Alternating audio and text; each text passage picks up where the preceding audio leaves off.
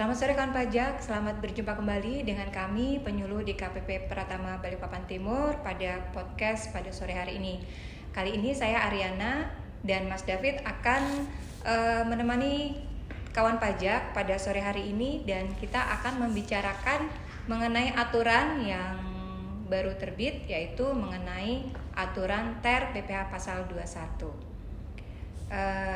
Mungkin kita akan langsung ya. Gimana nih Mas, mengenai aturan ini Mas? Coba langsung ya. Ya. Sebelumnya nih, gimana nih kabarnya Mbak Ari hari ini? Ya, kabarnya baik ya. Gimana Mas kabarnya? Banyak konsultasi nggak terkait ini? Jangan ditanya ya Mas ya. Setiap hari kita selalu banyak konsultasi dan banyak juga permohonan wajib pajak yang harus kita selesaikan. Betul, jadi akhir-akhir ini terkait dengan implementasi terkait aturan terbaru PMK 168 ini, jadi kawan pajak banyak sekali kami menerima di helpdesk itu para wajib pajak yang ingin berkonsultasi. Mereka ingin meminta diterangkan lebih jauh terkait apa sih perbedaan, adakah perbedaan dari aturan terbaru ini terkait metode-metode penghitungan untuk menghitung PPh pasal 21. Jadi kawan pajak semua, sebenarnya aturan ini sebenarnya sudah dikeluarkan di tahun 2023 ya? Ya, di tahun 2023. Ya. Nah, jadi sebenarnya dari materi Peraturan Menteri Keuangan 168 tahun 2023 ini sebenarnya tentang terkait petunjuk pelaksanaan pemotongan atas penghasilan sehubungan dengan pekerjaan, jasa atau kegiatan orang pribadi. Namun dasar hukumnya sendiri sebenarnya diatur dalam Undang-Undang PPh Pasal 21, kemudian diturunkan di dalam Peraturan Pemerintah Nomor 58 Tahun 2023, yaitu tentang tarif pemotongan pajak penghasilan Pasal 21 atas penghasilan sehubungan dengan pekerjaan, jasa dan atau kegiatan wajib pajak orang pribadi. Nah, tentang petunjuk pelaksanaan sendiri ya Mbak Ria itu ada di PMK 168. Di PMK 168 ini kawan pajak semua juga dapat melihat contoh-contoh kasus nanti bagaimana terkait penghitungan menggunakan metode tarif efektif rata-rata ini. Kemudian di Peraturan Direktur Jenderal Pajaknya sendiri itu mengatur terkait tentang bentuk dan tata cara pembuatan bukti pemotongan pajak. Nah, jadi sebenarnya latar belakangnya sendiri apa nih Mbak Ari? Kira-kira dari terbitnya aturan baru ini terkait metode penghitungan PPh Pasal 21 ini? Iya, jadi kawan pajak yang melatar belakangi adanya PMK 168 itu adalah karena cara perhitungan dan pemotongan PPh Pasal 21 itu dalam ketentuan sebelumnya memiliki kompleksitas yang tinggi dan skema perhitungan yang berbeda-beda yang banyak ya dibandingkan dengan sistem withholding tax lainnya seperti contohnya PPh Pasal 23 itu tarif perhitungannya lebih sedikit dibanding dengan Pasal 21. Kemudian karena semakin banyaknya cara perhitungan, skema perhitungan dan tarifnya itu menyebabkan wajib pajak sulit untuk memenuhi kewajibannya sehubungan dengan PPh Pasal 21 ini. Dan yang kedua yaitu dengan telah ditetapkannya Peraturan Pemerintah Nomor 58 Tahun 2023, aturannya yang mulai berlaku pada 1 Januari 2024. Itu yang melatar belakangi adanya diterbitkannya atau diturunkannya aturan ini. Nah, kemudian Mas, yang perlu kita perhatikan nih ya, mengenai yang perlu kita garis bawahi mengenai aturan ini apa aja? Ya, jadi kawan pajak semua, substansi daripada terbitnya PMK 168 tahun 2023 ini ingin melakukan simplifikasi terkait penghitungan PPh Pasal 21 itu sendiri. Ya, karena aturannya yang banyak, tarifnya banyak itu ya Mas ya. Tarifnya sangat banyak dan ini kerap kali menimbulkan kesulitan dari pihak pemberi kerja yang juga melakukan penghitungan ini, seringkali bisa terjadi kesalahan. Kemudian yang kedua yaitu terkait cara penghitungan PPh yang setahun itu akan tetap memakai PPh Pasal 17 ya, Aturan Pasal 17 Undang-Undang PPh. Dan yang perlu digarisbawahi bahwa penerapan metode baru ini tidak berhubungan dengan besarannya nanti jumlah PPh terutang yang harus Iya. dibayar wajib pajak ya. Artinya tidak ada perubahan baik itu menggunakan metode yang lama maupun nanti metode yang baru. Jadi perubahannya adalah hanya mengenai cara perhitungannya Betul. di masa berjalan ya Mas. Jadi Betul. perhitungannya akan berubah, berbeda dengan tahun sebelumnya. Itu hanya untuk masa pajak sebelum masa pajak terakhir. Jadi untuk perhitungan setahunnya itu tetap berdasarkan aturan sebelumnya. Ya. Seperti itu. Terus kemudian kawan pajak terkait tujuannya sendiri seperti tadi juga berhubungan dengan substansinya sendiri, itu menekan seminim mungkin adanya kesalahan penghitungan. Iya. Karena nanti pada saat penggunaan tarif efektif ini sistem penghitungannya sudah ada dalam Ibu Pot 21 ya. Iya, otomatis. DJP Jadi kawan online. pajak jangan khawatir mengenai cara perhitungannya.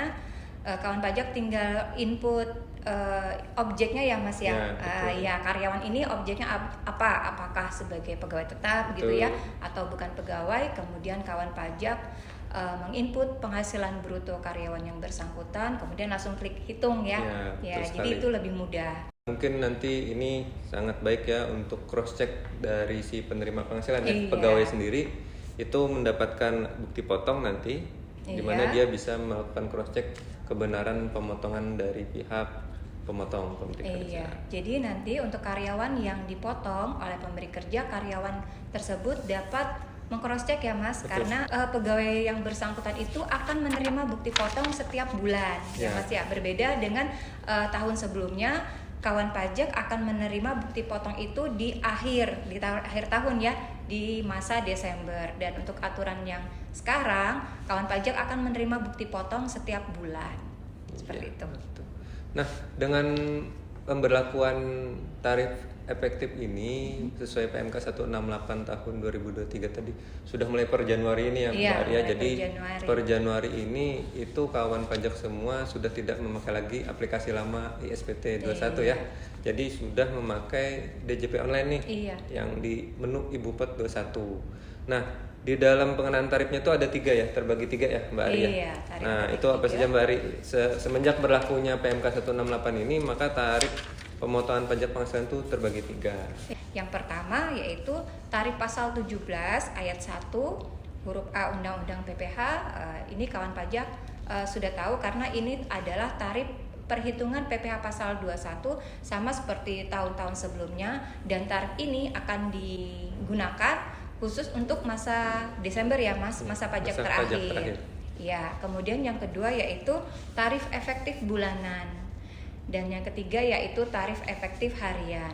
Dan untuk tarif efektif bulanan ini nanti kawan pajak akan dibagi menjadi 3 kategori ya Mas ya. Ya. Yaitu yang kita kenal dengan TER A, TER B, dan TER C. Dan untuk TER A sendiri ini untuk PTKP mulai dari 54 juta sampai dengan 58.500.000. Jadi untuk kawan pajak yang statusnya adalah PTKP TK0, TK1 dan K0 itu akan masuk ke klasifikasi kategori TER A. Dan yang kedua yaitu saya langsung ke TER C untuk memudahkan pajak. TER C ini untuk kawan pajak dengan status PTKP adalah K3. Nah, ini akan masuk ke TER C, dan ke berikutnya yaitu TER B. Nah, itu selain yang masuk ke TER A dan TER C, seperti itu. Kemudian yang ketiga yaitu tarif efektif harian. Nah, tarif ini diberikan untuk pegawai tidak tetap.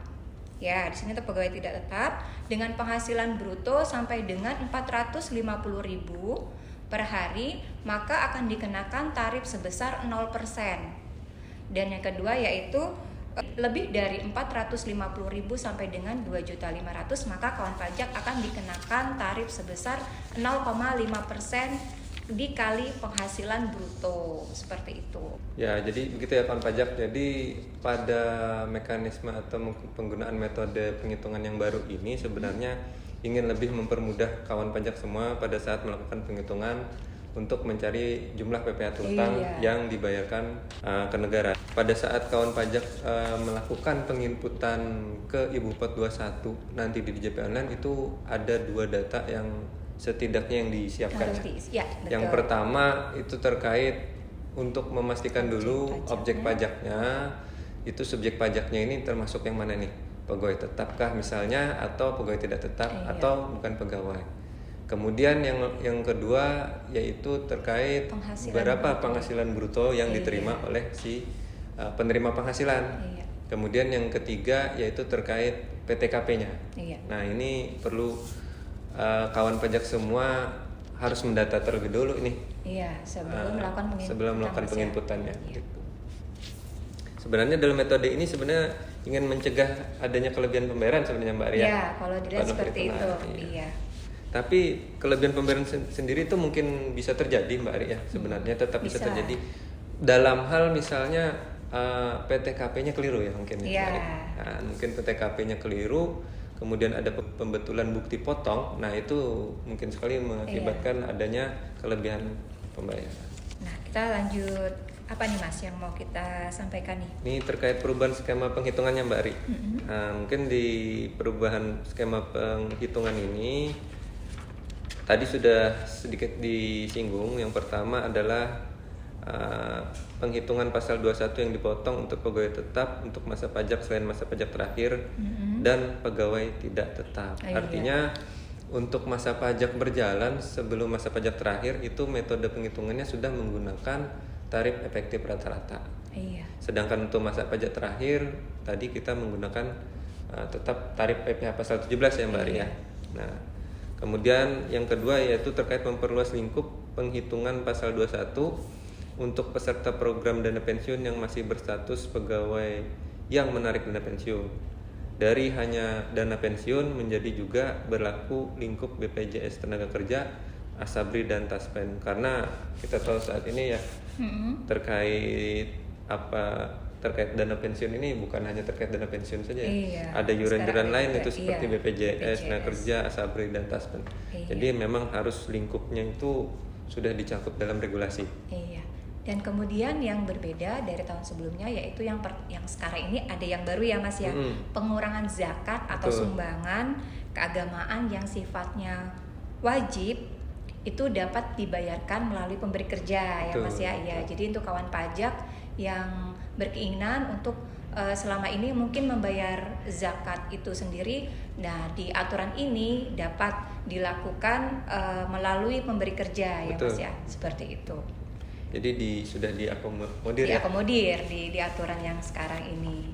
Kemudian yang berikutnya, poin berikutnya adalah menambah pengecualian penghitungan yang dipotong PPh pasal 21 DTP ditanggung pemerintah. Kemudian ada penggabungan seluruh penghasilan pegawai tetap dalam 1 bulan. Nah ini maksudnya yang tadi ya Mbak Arya, karena yang di input itu penghitungannya metode TER ini menggunakan penghasilan bruto. Apapun penghasilan yang diterima pegawai harus digabungkan dulu ya. Dan di sini tidak memperhitungkan potongan-potongan ya kawan pajak ya. Jadi potongan-potongan itu nanti akan diperhitungkan untuk masa Desembernya ya Mas. Betul ya. Sekali. Iya. Poin selanjutnya Mbak Ari, yang terakhir terkait skema penghitungan. Iya, jadi di sini tidak dibedakan skema perhitungan PPh pasal 21 untuk bukan pegawai. Nah, di sini bedanya. Jadi untuk kawan pajak yang statusnya bukan pegawai ya atau pemberi kerja yang memanfaatkan jasa tenaga ahli, di aturan yang sekarang itu tidak ada lagi pemotongan yang bersifat berkesinambungan atau tidak berkesinambungan seperti tahun sebelumnya. Jadi untuk contohnya untuk kawan pajak yang menggunakan jasa seperti jasa pengacara atau keahlian ya Mas ya. Jadi apabila dalam 1 tahun itu menggunakan lebih dari sekali jasa pihak lain tersebut, maka penghitungannya tidak diakumulasi penghasilan sebelumnya. Jadi ya penghasilan bruto dikali 50% pada bulan itu ya dikali tarif pasal 17 seperti itu. Betul sekali. Jadi kalau sebelumnya mungkin ya kawan pajak semua tuh sering mengalami kebingungan ya. Saat kita memberikan penghasilan ke bukan pegawai, itu harus dulu kita melihat apakah masa sebelumnya udah pernah dipotong atau belum gitu Mas ya. Berkesinambungan atau tidak. Kemudian berkesinambungan ini definisinya apa lagi? Nah itu sering sekali membuat kebingungan dari wajib pajak. Nah di aturan yang baru itu sudah tidak lagi dibedakan. Nah, terkait itu ada juga ya terkait penyesuaian pengaturannya, Mbak Arya. Kemudian yang pertama yaitu mempertegas pemberi kerja yang tidak wajib melakukan pemotongan, yaitu seperti orang pribadi pemberi kerja yang melakukan pembayaran kepada penerima penghasilan yang tidak terkait usaha atau pekerjaan bebas pemberi kerja. Kemudian organisasi internasional berdasarkan perjanjian internasional. Iya, jadi tidak semua wajib pajak orang pribadi yang melakukan pembayaran ke pihak lain itu harus wajib menerbitkan bukti potong. Betul. Ya Mas ya, tidak semua. Jadi yang wajib adalah yang berhubungan dengan kegiatan usahanya. Iya. Jadi contoh misalnya ada orang pribadi dia mempekerjakan ART di rumahnya. Betul. Karena itu tidak ada hubungannya dengan kegiatan usahanya, maka atas gaji, atas penghasilan yang diperoleh dari ART-nya itu tidak wajib dibuatkan bukti potong. Kemudian ada penggabungan PMK nih yang sebelumnya terpisah, terkait biaya jabatan, biaya pensiun dan pengurang pengharian itu sekarang sudah digabung jadi satu ya. Iya. Jadi mempermudah juga mencari dasar aturan, itu kan tidak terlalu rumit jadinya gitu. Kemudian menambah pengecualian penghasilan yang dipotong PP pasal 21 berdasarkan pasal 4 ayat 3 Undang-Undang PPH, yaitu terkait bantuan sumbangan hibah tadi ya. Iya. Ya. Kemudian ada lagi menyesuaikan pengurangan penghasilan bruto bukan pegawai dengan konsep PMK 141 2015. Kemudian menaikkan bunyi DPP PPh 21 dokter dalam R16 ke dalam lampiran RPMK. Selanjutnya lagi Mbak Ri itu ada menegaskan menegaskan hak penerima penghasilan untuk menerima bukti pemotongan dan tidak ada kewajiban pembuatan bukti potong jika tidak ada penghasilan yang dibayarkan. Nah, ini aplikasinya gimana? Ya, ini maksudnya jadi untuk pemberi kerja yang pada saat itu tidak ada memang memberi penghasilan, tidak ada pembayaran, tidak ada pembayaran gaji ke karyawannya, maka pada masa itu pemberi kerja tidak wajib menerbitkan bukti potong dan tidak wajib melaporkan PP pasal 21 Mas ya. Jadi berbeda dengan aturan sebelumnya, untuk pemberi kerja yang memberikan penghasilan ke karyawannya dengan penghasilan di bawah PTKP ya Mas ya, tidak ada kewajiban untuk lapor PPh pasal 21, tetapi ada kewajiban khusus di masa Desember. Nah, di aturan ini berapapun penghasilan yang diterima atau yang dikeluarkan oleh pemberi kerja ke karyawannya, walaupun itu bukti potongnya karyawannya dikenakan tarif 0% ya Mas. Betul. Ya. Nah, itu tetap ada kewajiban untuk menerbitkan bukti potong dan ada kewajiban juga untuk melaporkan PPh pasal 21. Iya, saya pernah ketemu ada wajib pajak yang bentuk badan usahanya CV. Kebetulan yang mengelola dia sendiri. Jadi yang ke lapangan yang melaporkan ini karena mungkin usahanya masih kecil. Jadi tidak ada karyawan. Nah, maka untuk pasal 21-nya dia tidak ada. Karena pemilik CV itu kan bagian laba ya. Dia pengambilan prive kan, dan itu pajaknya dikenakan sudah di badan usahanya seperti itu. Nah, mungkin ada kondisi-kondisi seperti itu, maka tidak diwajibkan bagi wajib pajak.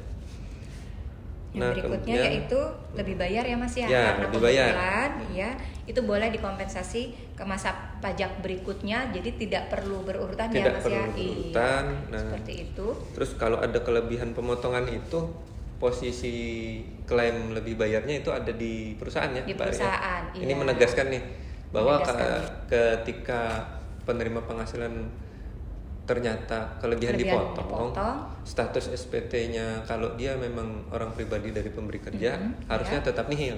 Harusnya tetap nihil. Kalaupun ada kelebihan pemotongan itu dikembalikan dari pihak pemberi kerja. Ya. Nah, tapi atas kelebihan itu nanti dapat diklaim oleh si pemberi kerja dalam pembetulan SPT-nya. Betul. Dan SPT tadi jumlah lebih bayar tadi dapat dilakukan kompensasi. Seperti itu. Kemudian tambahan lagi ini khusus untuk yang PNS ya Mas ya. Nah, itu untuk membuat surat pernyataan dua pemberi kerja. Ini dalam hal misalnya PNS itu dia bekerja dipekerjakan di lebih dari satu instansi. Nah, apabila seperti itu maka ada kewajiban PNS yang bersangkutan harus membuat surat pernyataan seperti itu.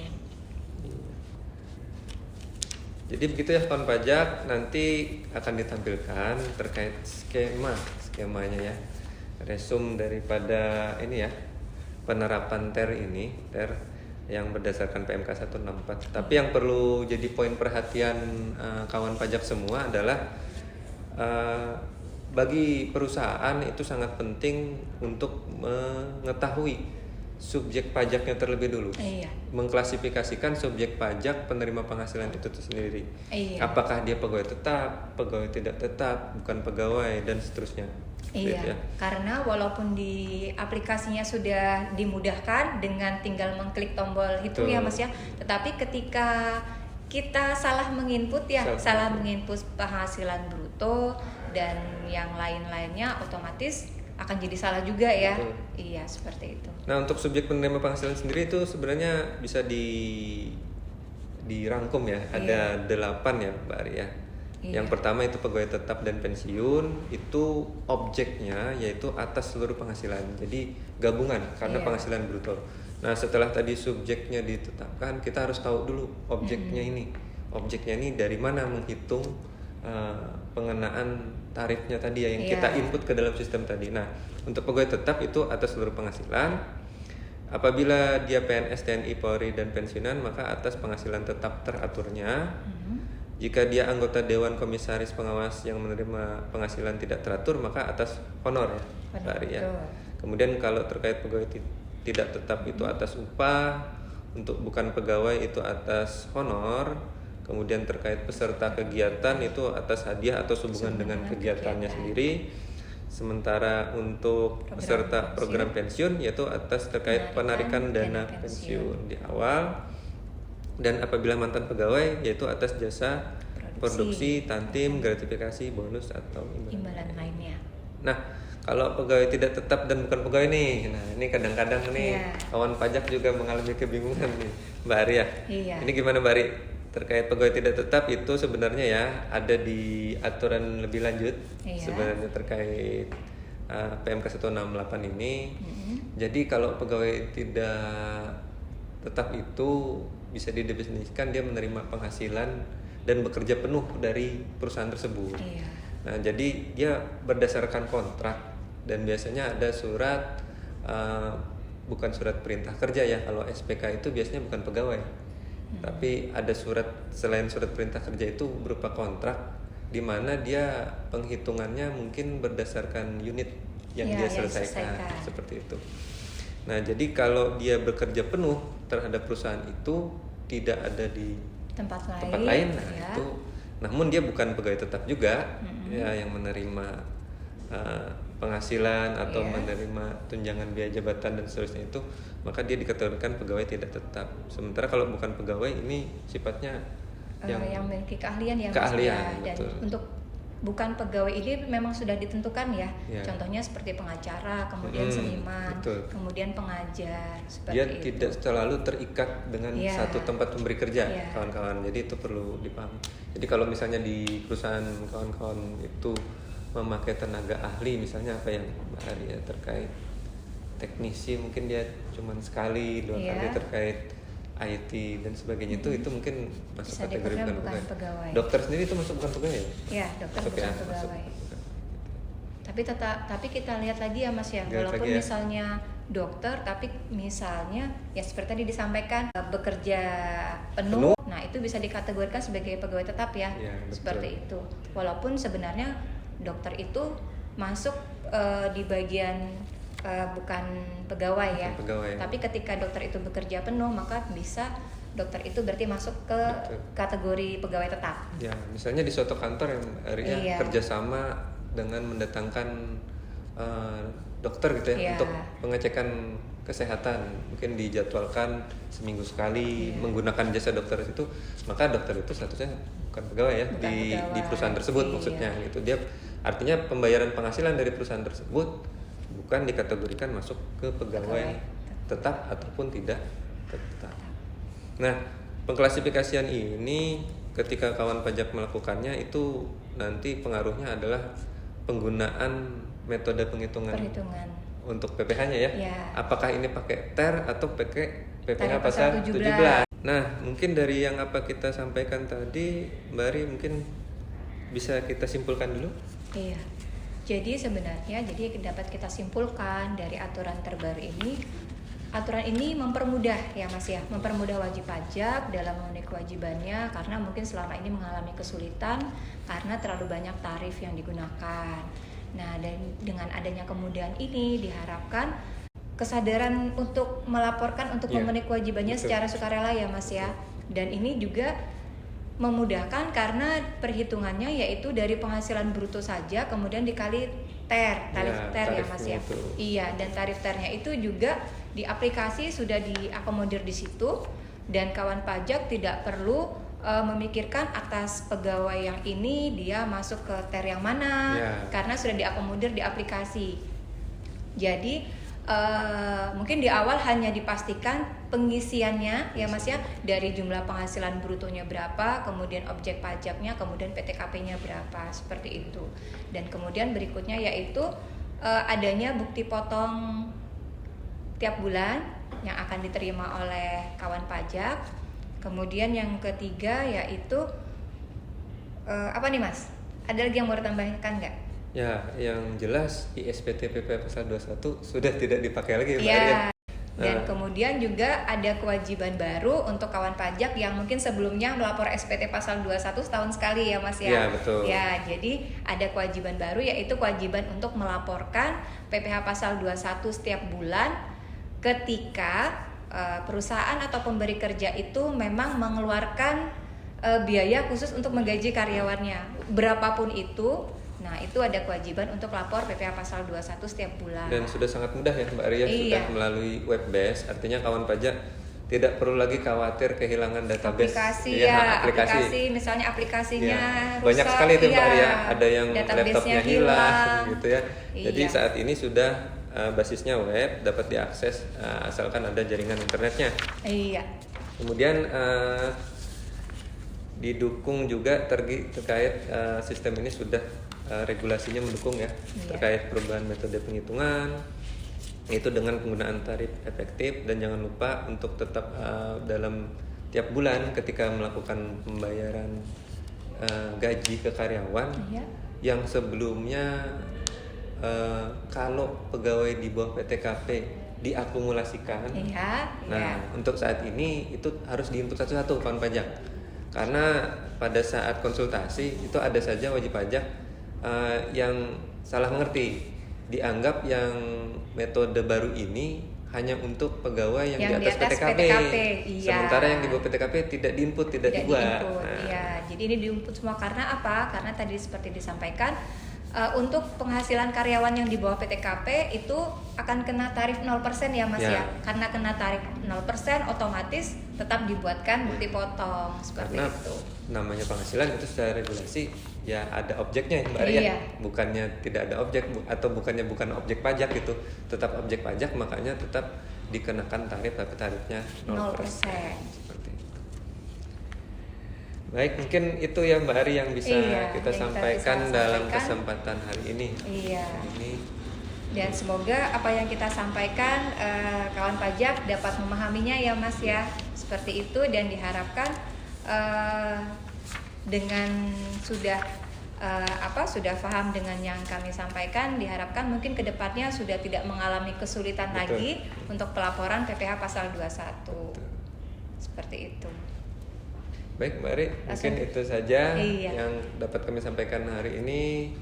Untuk kurangnya kami mohon maaf. Sampai berjumpa kembali pada kesempatan podcast yang berikutnya. Semoga kawan pajak selalu dalam keadaan sehat dan tetap semangat dalam beraktivitas.